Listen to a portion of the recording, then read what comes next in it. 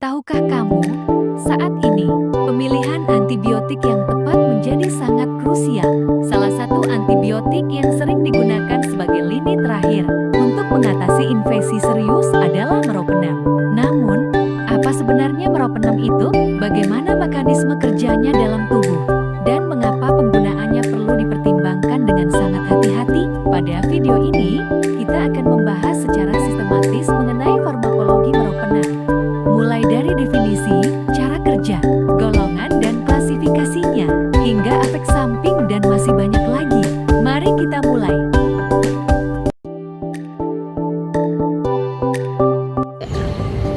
Meropenem merupakan obat antibiotik intravena yang digunakan untuk mengatasi infeksi bakteri berat seperti meningitis, infeksi kulit parah, infeksi intraabdomen, dan infeksi pernapasan yang tidak membaik akibat antibiotik lain. Meropenem bekerja dengan menghambat pembentukan dinding sel sehingga dinding sel tidak dapat bertahan hidup lebih lama lagi dan akhirnya mati. Meropenem efektif melawan berbagai bakteri, gram positif, gram negatif, dan anaerob, termasuk bakteri Staphylococcus aureus, Pseudomonas ruginosa, dan Escherichia coli. Nama generik dari obat meropenem adalah meropenem, sedangkan nama paten dari obat meropenem adalah meronem, carbanem, meropenem trihidrate, merobat, dan masih banyak lagi.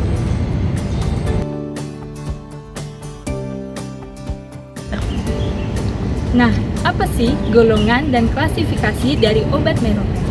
Untuk golongannya, obat meropenem termasuk dalam obat keras.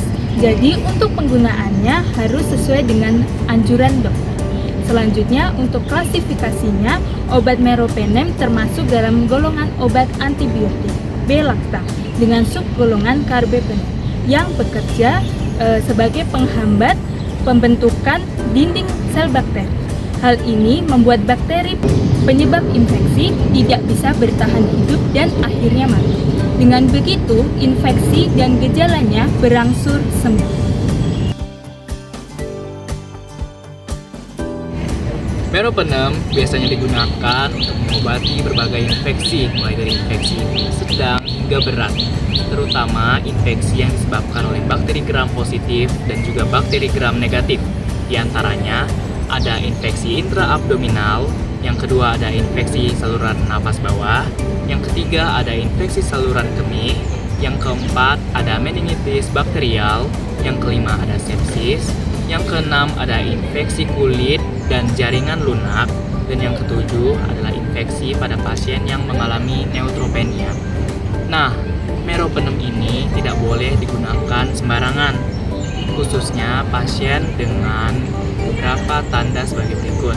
Yang pertama, pada pasien dengan hypersensitivitas berat terhadap meropenem dan juga terhadap antibiotik golongan carbapenem lainnya.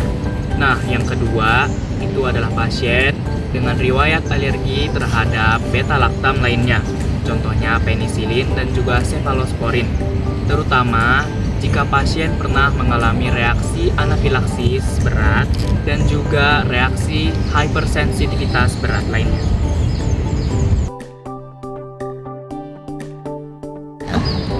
Nah, selanjutnya kita akan membahas mengenai efek samping dari obat meropenem. Obat meropenem sendiri adalah antibiotik yang dapat mengobati berbagai penyakit infeksi bakteri berat. Meskipun efektif, penggunaan obat meropenem ini dapat menimbulkan efek samping yang umum maupun yang serius. Nah, efek samping umum dari obat meropenem yaitu reaksi tubuh yang sering terjadi dan biasanya ringan. Gejala ini seringkali bersifat sementara dan dapat hilang dengan sendirinya tanpa memerlukan perawatan medis khusus. Contoh dari efek samping obat meropenem yaitu ada mual, muntah, diare, sakit kepala, dan ruam kulit. Meskipun tidak berbahaya, efek samping ini perlu diperhatikan dan perlu dilaporkan kepada tenaga medis jika berlangsung lama atau memburuk. Nah, yang kedua ada efek samping serius obat meropenem, yaitu reaksi tubuh yang jarang terjadi namun berpotensi untuk membahayakan nyawa atau kesehatan secara signifikan. Gejala ini memerlukan perhatian medis segera dan menyebabkan komplikasi jangka panjang jika tidak ditangani dengan tepat. Contoh dari efek samping serius dari obat meropenem yaitu yang pertama, reaksi alergi berat, yaitu ada angioedema atau pembengkakan pada wajah, bibir, dan lidah. Yang kedua, ada gangguan fungsi organ, yaitu kerusakan hati dan ginjal.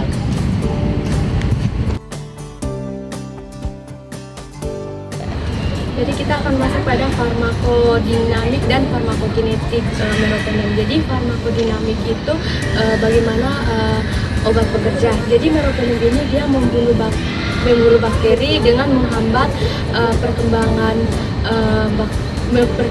dinding sel bakteri, karena dinding sel bakteri ini juga penting bagi keberlangsungan hidup bakteri. Nah, meropenem ini dia tetap stabil terhadap sebagian besar enzim metalaktamase yang diproduksi oleh bakteri untuk merusak antibiotik sehingga tetap efektif untuk melawan bakteri yang sudah resisten. Kemudian yang kedua itu ada farmakokinetik, yang artinya obat bekerja dalam tubuh. Nah, yang pertama itu melalui pemberian. Nah, obat meropenem ini diberikan secara infus intravena karena tidak dapat diserap dengan baik jika diminum. Yang kedua itu distribusi. Obat ini menyebar luas ke berbagai jaringan dan cairan tubuh. Kemudian yang ketiga itu metabolisme. Nah, meropenem ini sedikit dimetabolismekan oleh tubuh. Kemudian yang keempat itu ada eliminasi. Nah, sebagian besar meropenem ini dikeluarkan melalui ginjal dalam bentuk yang tidak berubah. Nah, waktu paruhnya itu 1 jam, yang artinya butuh sekitar 1 jam bagi tubuh untuk mengeluarkan sebagian dosis obat. Kemudian pada pasien dengan gangguan ginjal, obat ini akan bertahan lebih lama di dalam tubuh.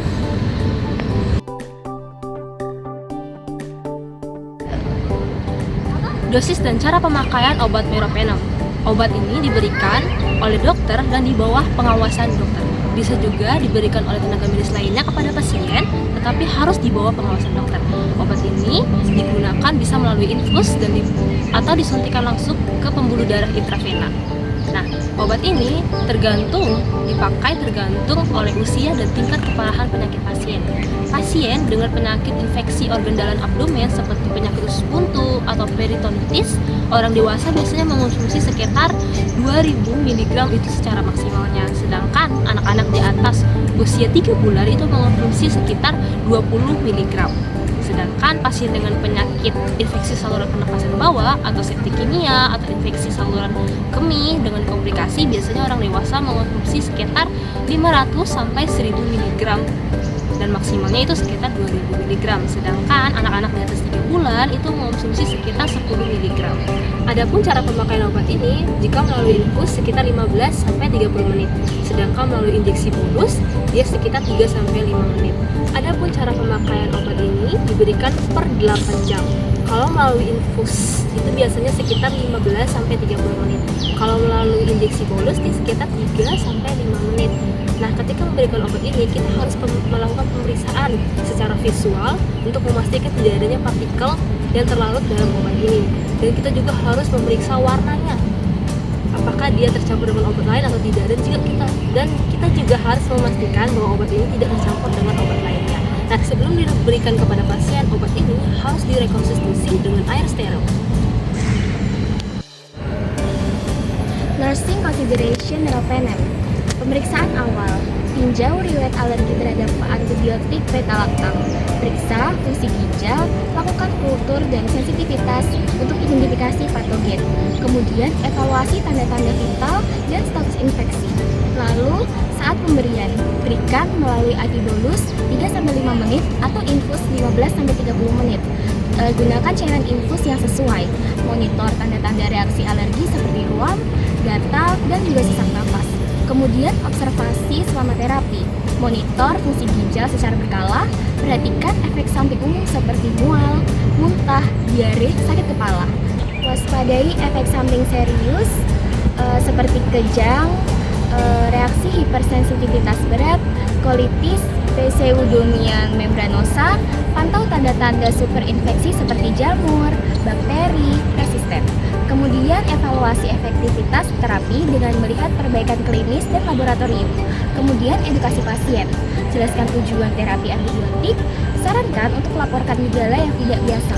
Ingatkan, pentingnya menyelesaikan seluruh durasi terapi. Yang terakhir, dokumentasi. Catat waktu pemberian, dosis, respon pasien, dan efek samping, rekam hasil pemantauan laboratorium, dan evaluasi infeksi.